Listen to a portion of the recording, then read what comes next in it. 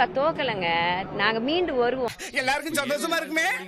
அப்படி ஒண்ணும் வற்புறுத்தி சமாதானப்படுத்தி இவர் வந்து கிழிக்க வேணாம்.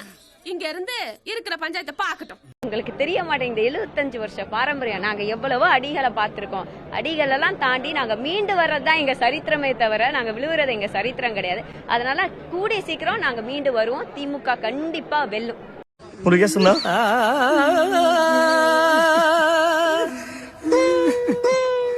என்னமோ சில்வர் ஜூப்ளி ஒரே அடியில் நொட்டிட்டு போயிடுச்சு தம்பி. திமுக காரெல்லாம் சாதாரணமா வரலைங்க. ஒவ்வொரு அடி மிதி உத எல்லாத்தையும் பார்த்துட்டு தான் வந்திருக்கோம். இதெல்லாம் சும்மா வரல. எவ்வளவு அவமானங்கள், எவ்வளவு அசிங்கங்கள், எவ்வளவு காயங்கள், எவ்வளவு கலவரங்கள், எவ்வளவு களவாணித்தனங்கள், எவ்வளவு கற்பழிப்புகள். இன்னொருத்தர் கூட மணி சார்ன்னு நினைக்கிறேன், அவங்க கூட ரீசெண்டா சொல்லியிருந்தாங்க, நீங்க என்ன அடிச்சாலும் என்ன துப்புனாலும் நீங்க என்ன பேசினாலும் சரி, திரும்பி நீங்க திமுக காரன் தான் உங்க வீட்டு வாசல்ல வந்து நினைப்போம். என்னைக்குமே நாங்க தோத்துருக்கலாம், ஆனா உங்களுக்கு ஒரு கஷ்டம்னா அங்க நிக்கிறதுக்கு நாங்க எல்லாரும் ரெடியா இருக்கோம். ஐயோ, அப்படியே அறுத்து தள்ளிட்டாலும் மூட்டு கொடுத்துருவாரு. மாமன்னன் திரைப்படம் 2023 ஜூன் மாதத்துல 29ஆம் தேதி வெளியானது. அப்ப வெளியானப்ப அன்றைக்கு திமுக தான் ஆட்சியில் இருந்தாங்க. திரு மு க ஸ்டாலின் அவர்கள் தான் தமிழ்நாட்டின் முதலமைச்சராக இருந்தார். எந்த பிரைம் மினிஸ்டருக்கு நடந்தது இல்லையாமே, ரொம்ப கேவலம்னு பேசிக்கிறாங்க. காரி துப்புடைக்கு சமம். அன்றைக்கு ஒட்டுமொத்த தமிழ்நாடே போய் அன்னைக்கு படம் பார்த்தது. அதாவது திமுக அமைச்சர்கள், சட்டமன்ற உறுப்பினர்கள், கட்சியில் இருக்கக்கூடியவர்கள் போய் பார்த்தாங்களே. அன்னைக்கு இந்த விமர்சனத்தை வச்சீங்களா? என்னென்ன பார்த்தா தெரியல, சிவப்பா இருக்குல்ல, சிகப்பா இருந்தா தக்காளி சட்னி, உனக்கு வந்தா ரத்தம், எனக்கு வந்தா தக்காளி சட்னி. இன்றைக்கு கேள்வி எழுப்பக்கூடிய கனிமொழி அவர்கள் அன்றைக்கு அவருடைய அண்ணனை பார்த்து, அண்ணன் நீங்க தமிழ்நாட்டின் முதலமைச்சர், நீங்க வந்து இந்த மாதிரி படம் பார்க்க போலாமா, முதலமைச்சர் உயரிய பொறுப்பு இல்லையா, அவரெல்லாம் பார்த்து அன்னைக்கு கேள்வி கேட்டிருந்தாங்க அப்படின்னா இன்னைக்கு அந்த கேள்வியை கேட்பதற்கு ஒரு நியாயம் இருக்குன்னு சொல்ல சார். என்ன சொல்லு, ஏன் சொல்லல? அன்னைக்கு உங்களுக்கு செய்தி இன்னும் சட்டத்துறை அமைச்சர் ரகுபதி சொன்னதெல்லாம் பாத்தீங்கன்னா வேடிக்கையினுடைய உச்சம். அவர் வந்து நான் சட்டத்துறை அமைச்சர், நான் சொல்றேன், ஒருத்தர் அமைச்சராக இருக்கக்கூடிய காரணத்தினாலேயே படத்துல நடிக்க கூடாதுன்ற எந்த சட்டமும் இல்லை, அதனால் அவர் தொடர்ந்து படம் நடிக்க வேண்டும், இப்படி எல்லாம் பேட்டி கொடுத்தாங்க. இவங்களுக்கு சாதகம் வந்தால் சுப்ரீம் கோர்ட்டை மதிக்கிறது, இவங்க பாதம் வந்தா உடனே எதிர்க்கிறது. என்ன இதுக்கு இவ்வளவு கேவலப்பட்ட ஒரு பொழப்பு தேவையா?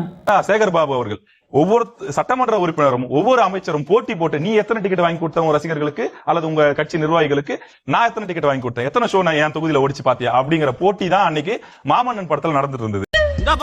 பாத்துதான் இருக்கிறேன். வீசுற வலையில மீன் மாட்டுறது இல்ல, காத்து இருக்கணும். எத்தனை நாள் வாத்தியார காத்துன்னு இருக்கணும்? நீ காத்துட்டு இருக்கணும்.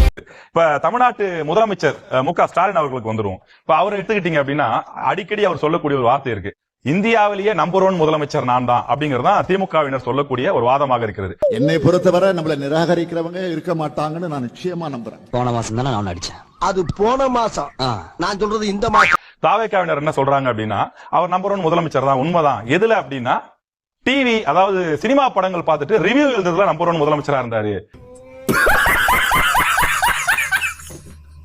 இவர் முதலமைச்சரா இருந்த காலகட்டத்தில் இவர் அளவுக்கு மூவிக்கு ரிவ்யூ எழுதின முதலமைச்சர் இந்திய வரலாற்றிலே யாரும் கிடையாது. கர்நாடகாவிலயோ ஆந்திராவிலயோ இருக்கக்கூடிய முதலமைச்சர்லாம். ஆனவனோட இந்த உலகத்துல சல்லடை போட்டு தேடி பார்த்தாலும் உன்ன மாதிரி ஒரு முட்டாப்பையில எங்கேயுமே பார்க்க முடியாதுடா.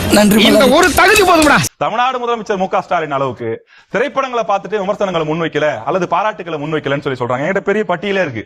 இல்ல தலைவர, ஊர்லயே சொல்லி திட்டாங்க அயோக்கிய பையனு திட்டுன்னு சொல்லி. துப்புரவு பணியாளர்கள் ஜோன் 5 and 6ல எங்களை பணி நிரந்தரம் செய்ய வேண்டும், எங்களுக்கு கூலி உயர்வு வேண்டும் என்று கேட்டு போராடி கொண்டிருந்த நேரத்துல கூலி திரைப்படத்தை பார்த்து விட்டு ரிவ்யூ எழுதினவர் தான் அன்றைய முதலமைச்சர், இன்றைய திமுக தலைவர் மு க ஸ்டாலின்.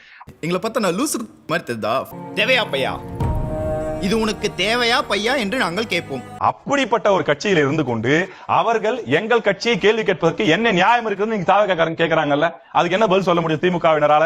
கனிமொழி அவர்கள் இவ்வளவு பெரிய போஸ்ட் போடுறாங்களே, திமுக ஆட்சியில் இந்த போஸ்ட் அவங்க போட்டாங்களா?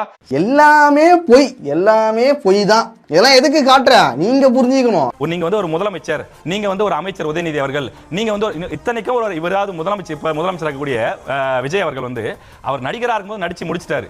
அவர் சிஎம் ஆகி ஒன்னும் படத்தில் நடிக்கல. இவன் மூத்திரத்தை குடி, அப்ப கூட உனக்கு புத்தி வராது. இன்றைக்கு துணை முதலமைச்சராக இருக்கக்கூடியவர் அன்னைக்கு ஸ்போர்ட்ஸ் மினிஸ்டராக இருந்து கொண்டு மாமன்னன் படத்தினுடைய இறுதி காட்சிகளில் நடித்தார். டப்பிங் எல்லாம் கடைசியில் அவர் அமைச்சராகி தான் பங்கேற்றார் என்பது உண்மை. அவனை கூப்பிட்டு செருப்பால் அடியும், செருப்பு நல்ல செருப்பு இருந்தா அடிய. இவர்கள் எல்லா விஷயத்தையும் பண்ணிட்டு இவர்கள் ஒரு முன்னோடியாக முன்னுதாரணமாக இருந்துவிட்டு இன்றைக்கு திமுகவினர் தாவேக்காவினரை பார்த்து தமிழ்நாட்டில் சட்டம் ஒழுங்கு இப்படி ஆகி போச்சு, ஹாஸ்பிட்டல் அப்படி ஆகி போச்சு, இன்னும் இப்படி விட்டுட்டு போய் எல்லாம் வேடிக்கை பார்க்கறீங்களா, படம் பார்க்கறீங்களா, இது நியாயமா? இது எல்லாத்துக்கும் நான் ஒரு முடிவு கட்டுறேன்டா. சூசைட் பண்ணிக்க போறீங்களா பாஸ்? சினிமா பாக்குறாங்க, சினிமா பாக்குறத பத்தி நீங்க பேசலாமா? உங்க அப்பன் பார்க்காத சினிமாவா சொல்லு? அவரு பார்க்காத சினிமாவா? ஸ்டாலின் பார்க்காத சினிமாவா? ஏய் என்னடா இது வசனமே புரியல. வசனமாடா முக்கியம், படத்தை பாடுறா. இப்ப கூட ஒரு படம் ஒண்ணு வந்தது, சத்யராஜ் நடிப்பாரு, 2 பேரும் போன் மாத்திக்கலான்னு. ஆமா sir, love today. Love today பாக்குற வயசா? கிரிக்கெட் விளையாடுற வயசா கிளம்பி உனக்கு?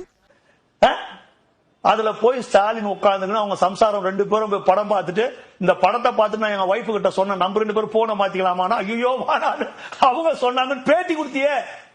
ஒரே ஒரு நாள் உன் போன் அவளும் அவன் போன் நீயும் வச்சிருக்க போறீங்க. நாளைக்கு இதே டைமுக்கு வாங்க, உங்க 2 பேருக்கு ஓகேனா எனக்கு டபுள் ஓகே. எத்தனை படம் பாத்தீங்க? எத்தனை படத்துக்கு எழுதுனீங்க? மாமன்னன் ஒரு படம், உதயநிதி சொல்லுங்க. ஒட்டுமொத்த அமைச்சரும் தியேட்டர்ல உட்கார்ந்து தானே. எலிதான் காயுதுன்னா எலி புழுக்கு எதுக்குடா காயுதுன்னு அத நினைச்சேன், சிரிச்சேன். என் கூட வந்தது தானே சொல்லாம சொல்லி காட்டுற. ஒட்டுமொத்த அமைச்சர்களாம் அவங்களாம் யாரும் அழுகலையே சார். ஆனா நீங்களா வந்து படம் பார்த்து அழுகுறீங்களா? உணர்ச்சி இருந்தா தானே அழுவான். உணர்ச்சி இருக்கணுமா இல்லையா? டேய் நாங்கெல்லாம் மரதக்காரங்கடா, எங்கிட்ட ஈரம் இருக்கு, வீரம் இருக்கு. எங்க கண்ணு முன்னால நடக்கிற அக்கிரமத்தை தடுக்காம இருக்க மாட்டோம், தெரிஞ்சுக்க முதல்ல மடப்பயல. ஐயோ உதயநிதி மாமன்னனுக்கு மேல நடிக்க மாட்டாராமே, இதோட சினிமா விட்டு போயிட போறாராமே அப்படின்னு கண்ணீர் விட்டா அவன் என்ன பண்ணலாம்? நடிக்காதரா. அவன் எவ்வளவு மனசுக்குள்ள சந்தோஷப்படுவான். அப்பா இதுதான் லாஸ்ட் போடுறாங்கடா, ஓய்ஞ்சாண்டா அப்பா. அப்படிதான் சார் இருப்பாங்க. இவர் தளபதி அப்படி கிடையாது. நீ பெரிய படிக்காத ரங்க ஐயா எஸ்பி ரங்காராவு பாசத்தை புளியறீங்களா? சின்ன வயசுல இருந்தே அவருடைய சினிமாவை பார்த்து பார்த்து பார்த்து பார்த்து அவருடைய சண்டை, அவருடைய டான்ஸ், அவருடைய காமெடி, அவருடைய ஸ்டைல பார்த்து பார்த்து சின்ன குழந்தையில இருந்தே வளர்ந்து வந்தவங்க எல்லாம் இன்னைக்கு மந்திரியா இருக்கிறாங்க. என் வயிற்றுல சும்மா விடாத பண்ணலாம், பார்த்து நல்லா இருந்துக்க. அப்புறம் வயிற்றுல அவரு தூக்கி பேர் வச்ச குழந்தை எல்லாம் இன்னைக்கு அரசு கொரோனாவா இருக்குது.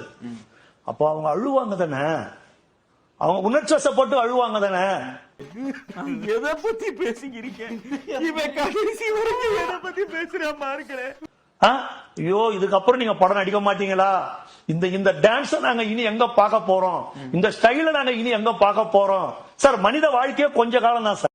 அடே பத்தல பத்தல பத்தல பத்தல பத்தல அடே அடே அடே அடே அடி பத்தல அடே அடே அடே அடி புளியரடி.